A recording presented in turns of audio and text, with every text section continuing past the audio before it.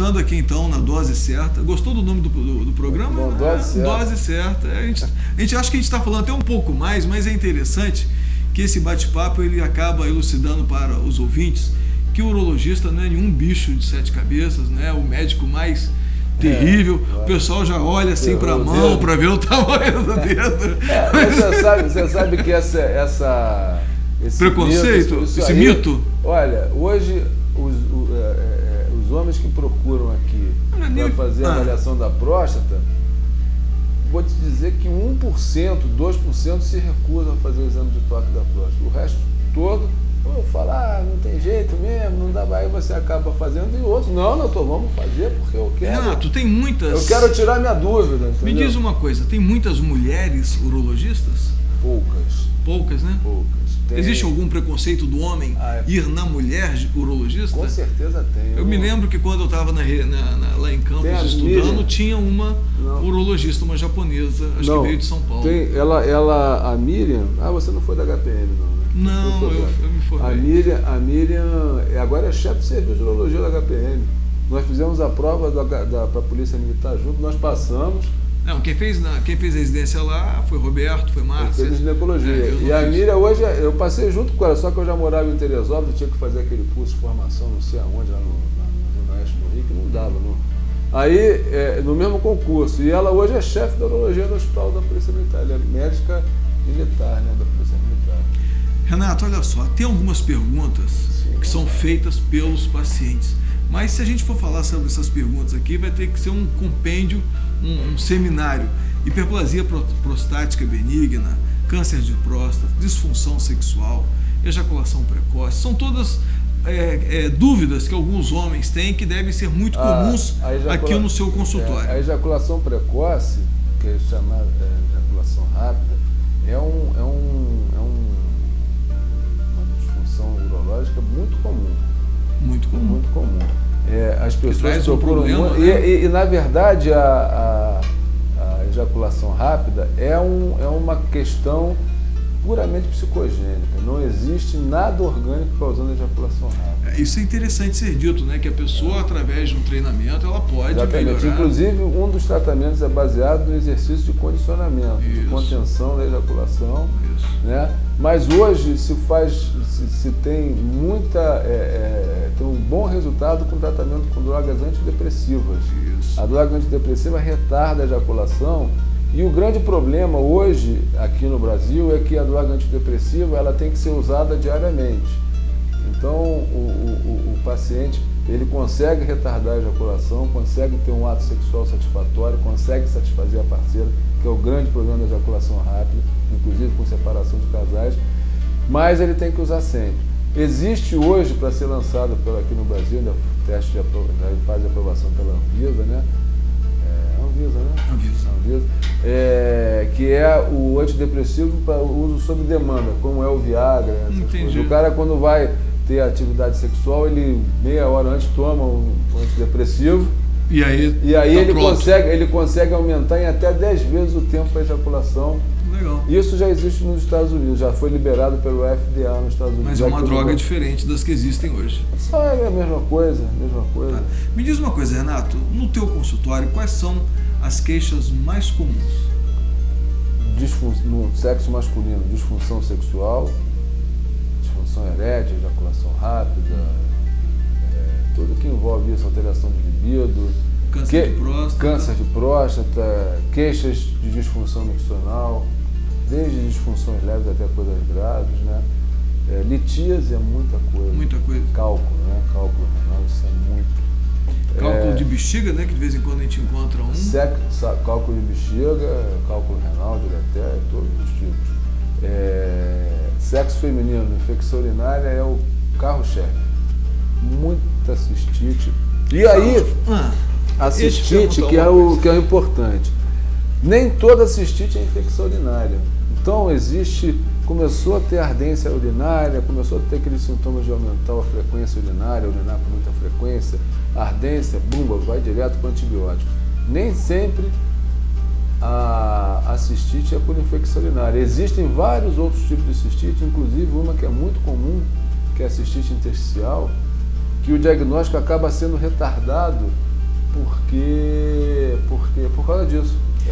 Agora menos, mas era muito fácil o acesso a antibiótico. Me diz uma coisa, um conselho, porque nem sempre o paciente consegue encontrar um urologista com tanta rapidez. Aí às vezes ele vai ao clínico e o clínico então trata e resolve o problema da infecção urinária. Quando que ele deve voltar especificamente a um urologista? Se ele tiver a segunda cistite, a terceira, qual o conselho que você pode dar? Eu acho, fez o primeiro quadro de cistite. Eu até aconselho muito aos pacientes, principalmente as mulheres, que são as pessoas que têm mais esse problema. Teve o quadro de cistite, ardência por urinar, queimação por urinar, urinando com muita frequência. Antes de usar antibiótico, faça um exame de cultura de urina. Porque aí nós vamos poder definir se realmente é uma infecção urinária. Entendi. Porque o que acontece? O paciente começa a usar antibiótico, aí não adianta fazer a cultura de urina, que ela não vai crescer a bactéria ou vai mascarar E teve o segundo episódio de cistite, de infecção urinária, direto no urologista. Procurar o especialista. Porque aí tem que procurar alguma causa dentro da via urinária que esteja perpetuando essa infecção urinária, que são várias, tumores, disfunção miccional, cálculo, alteração anatômica, uma série de coisas. Então, o paciente que tem um segundo episódio de infecção urinária... Um período de quanto tempo? Por exemplo... Não, eu quero dizer o seguinte, se você tem uma infecção neste ano e uma no ano que vem, isso é infecção de repetição? Não.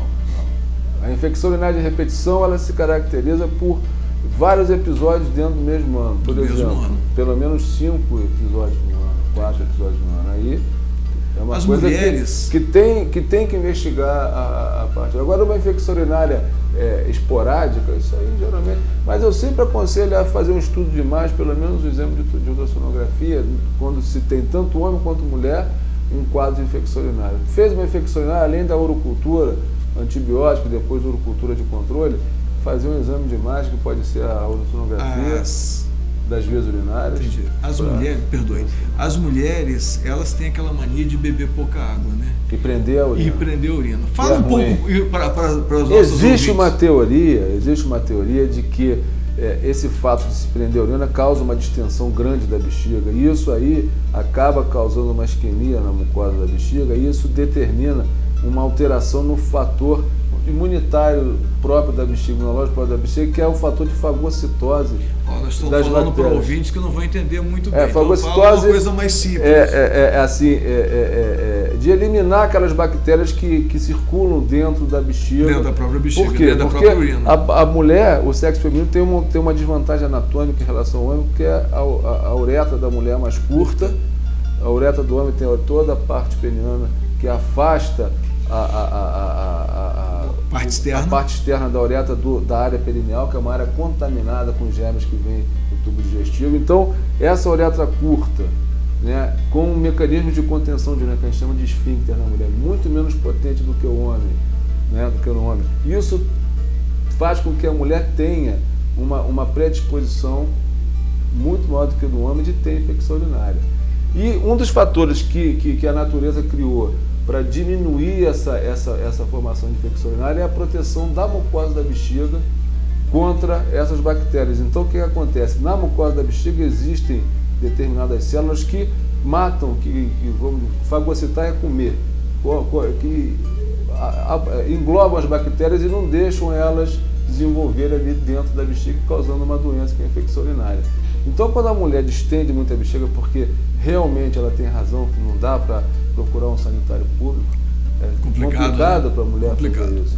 Então, e desde pequenininha já são criadas nesse sentido. Aí o que acontece? Essa superdistensão acaba alterando, porque começa a diminuir a irrigação sanguínea da mucosa da bexiga, começa a diminuir essa população de células que são responsáveis por clarear, de tirar as bactérias ali da via urinária. Então, a mulher perde esse fator, e isso aí pode ser uma causa de infecção urinária de repetição. Então, a gente orienta as pacientes a procurar esvaziar a bexiga sempre que tiver vontade. Então, no ambiente do trabalho, já elegeu um lugar que ela possa ir com maior segurança, para que ela se sinta à vontade para poder urinar, ou mais próximo disso, né? E para tentar diminuir esses casos de infecção urinária de repetição. Legal. Mas tem várias coisas, tem a questão hormonal, tem a própria questão de alterações do funcionamento da bexiga, aquele quadro de disfunção miccional que a gente falou anteriormente, que também são causas infeccionais de infecção. Legal. Renato, nosso tempo aqui não é muito grande. É pequeno. Na dose certa, estou vendo que vai ter que ser aumentada essa dose, porque Renato fala muito e fala bem. Me diz uma coisa, o que você pode falar para os homens para se prevenirem no caso do câncer de próstata? O câncer de próstata é uma doença hoje comportamental. Um exemplo é que nos Estados Unidos, em função do hábito alimentar muito ruim que o americano tem, você vê que lá a população de obesos... Mas nossa população também está aumentando. Está aumentando. A população de e obesos está aumentando, aumentando os casos de câncer de próstata, inclusive os cânceres de próstata mais graves, mais agressivos.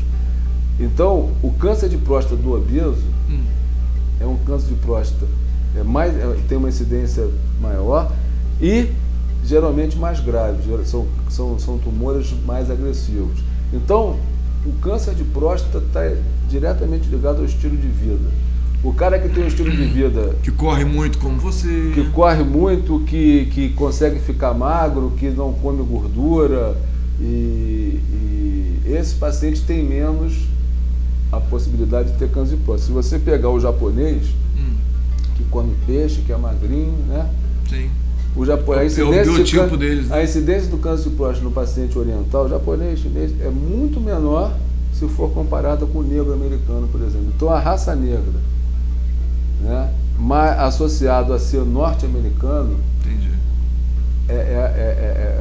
é o top de incidência do câncer de próstata. Existe uma vez eu li, eu não sei se é folclore, que existem alguns alimentos que podem também tentar prevenir. É folclore, isso aí. Folclore. A única quimioprevenção para o câncer de próstata foi provado, foi mostrado um trabalho no Congresso Americano de 2009, lá em Chicago, é a quimioprevenção com a dutasterida ou com a finasterida. Com a dutasterida, teoricamente, você consegue prevenir até 23% dos novos casos de câncer de próstata. A grande controvérsia do uso da dutasterida é que ela diminui a incidência, consegue diminuir a incidência do câncer de próstata numa população que vem usando a dutasterida por longo prazo, mas, por outro lado, aumenta a incidência de câncer de próstata mais agressivos. Então, por isso não está sendo usado diretamente praticamente. Mas a única maneira de se fazer quimioprevenção do câncer de próstata, esse negócio de zinco, tomate, isso aí tudo é folclore. É folclore. Agora, na nossa realidade, como é que a gente deve prevenir o câncer de próstata? Prevenir com estilo de vida. Atividade física. Com exame físico. Aí a gente está falando em prevenção. Tá. Prevenção é você evitar que a doença aconteça. Tá bom. O exame de PSA e toque retal, o objetivo é fazer o diagnóstico precoce da doença. Você não está prevenindo. Também está aprendendo aqui. Você não está prevenindo o câncer, você só está fazendo um diagnóstico precoce. Mas que também é importante. Que também é importante, que você pode fazer um diagnóstico numa fase em que o paciente pode ser curado. Os pacientes ainda se recusam muito a fazer o toque? Não. Esse preconceito está acabando? Muito. Olha, eu vou te falar que nos últimos meses eu não lembro de um paciente que tenha se recusado a fazer o toque. E o paciente deve fazer o toque a partir de que idade? Com 45 anos. 45 anos. A vinda do PSA, do ultrassom abdominal, descarta o toque? Não. São coisas que estão em conjunto. O PSA não é o exame 100% eficaz para se falar esse paciente tem câncer. O PSA, para quem não sabe, você colhe uma amostra do sangue e dosa essa enzima, que é o PSA, que é uma enzima só produzida pela próstata. Então essa enzima e que é produzida mesmo em situações normais. Né? Ela se aumenta principalmente, que é o que a gente quer saber, no caso de câncer de próstata, mas também nas hiperplasias, no crescimento benigno da próstata pode ter um aumento do PSA e nas prostatistas. Por isso que o PSA não é 100% eficaz. O que importa no PSA é você seguir. Você dosar esse PSA sequencialmente nos homens acima de 60 anos 2 vezes por ano, nos homens abaixo uma vez de 60 anos, uma vez por ano. E aí você vai vendo qual é a velocidade 40, a partir dos 45. Qual é a velocidade de aumento desse PSA? A gente sabe que o câncer de próstata tem a tendência a aumentar o PSA lento e progressivamente ao longo dos anos. Então você não precisa esperar esse PSA chegar numa cifra alta para mandar biopsiar a próstata do paciente para tentar o diagnóstico de próstata. Então, se você já tem um PSA que vem subindo lento progressivamente, você já está com uma suspeita de que esse paciente tenha um câncer, é só a suspeita, que ele tem um câncer de próstata. E aí você manda biopsiar precocemente e você faz o diagnóstico precoce da doença. Então, o acompanhamento, ele é basicamente através da dosagem de PSA, anualmente ou semestralmente, e o exame de toque da próstata. O exame de ultrassom ele serve bastante para nos mostrar o volume prostático, se tem alguma doença da bexiga, tipo cálculo, tumores de bexiga, e para avaliar divertículos, para avaliar o resíduo de urina que fica na bexiga depois que o paciente urina. Se o paciente tem alguma queixa de dificuldade para urinar, essa avaliação do resíduo é importante. Então, na verdade, só o PSA ou só o ultrassom não é o suficiente. Você tem que, às vezes, examinar a próstata para ver se tem consistência de prostatite, se tem consistência de hiperplasia benigna, de crescimento benigno da próstata, para ver se tem nódulo palpável, área de endurecimento, área suspeita. Então, o toque prostático é importante, não pode ser descartado. A tecnologia ainda não... Não, com certeza. A acessibilidade do dedo, a tecnologia não substitui. Nós vamos para mais um intervalo e na dose certa volta já já.